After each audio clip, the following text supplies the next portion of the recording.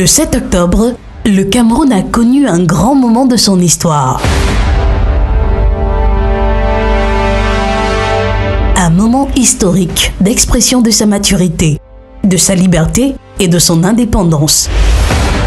Un moment qui a révélé les forces et faiblesses du pays à la capitale aux 7 collines. Le 7 octobre, face à 1, ils étaient 7 pour le contrôle des 7 prochaines années au Cameroun. La bataille était rude et la campagne intense. Les programmes politiques, passés au peigne fin, ont croisé les critiques les plus acerbes. Les joutes verbales, souvent d'une violence imparable, ont émaillé le cours des événements. Les jeunes, hommes, femmes et enfants de toutes les régions et tribus du Cameroun ont pris goût à la matière politique, devenant le temps d'une campagne les férus de débats intelligents pour un moment de culture d'un autre genre. Le Landerneau s'est ému et pour la première fois, les filets de l'adversaire ont tremblé. Devant la force de l'expérience, le tireur de pénalty menait l'équipe adverse, soutenu par les énergies libérées des autres candidats et partis politiques qui ont créé autour de lui une coalition gagnante. Un grand moment de démocratie qui a attiré des convoitises insoupçonnées sur notre Afrique en miniature. Les jeunes, croyant en l'audace d'un avenir certain, ont scandé « L'espoir ne sera pas ma tombe ». Akéré, considéré comme un petit Mouna en politique, un bleu des hauts sièges de l'administration, a démontré sa force de mobilisation sur le terrain. Mais à la dernière minute, juste avant le coup de sifflet final, il va désister au profit du tireur de pénalty. Un geste salué dans le monde.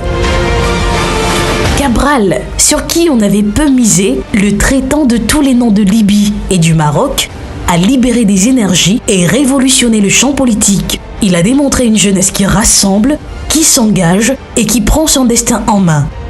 Il avait bien mangé avant de boire.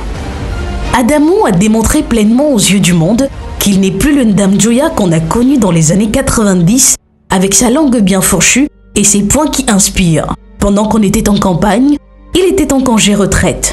Dure réalité pour ces militants qui ne sont pas allés trouver refuge chez Garga, le Haman des Hadji, déjà vieux, mais toujours plus jeune. Il rêvait de devenir président et c'était sa 3e tentative.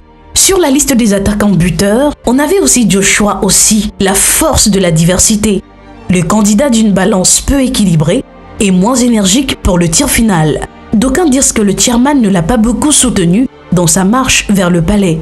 Sur le terrain de la noblesse et de la jeunesse, il fallait de l'expérience politique. La force de l'expérience du candidat Biya devait tout faire basculer. Elle a été brandie comme un bouclier solide pour contrer les projets des adversaires.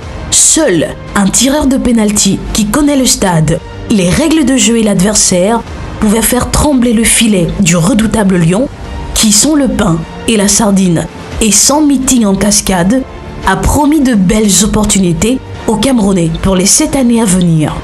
Maurice Kamto a tiré le pénalty et a sorti son carton rouge pour proclamer sa victoire. Mais le score final sera bientôt donné par l'arbitre. Pour l'instant, les spectateurs et férus du foot peuvent retenir leur souffle et leur émotion. Le match n'est pas terminé, les prolongations se poursuivent. Qui sera le prochain président de la République du Cameroun?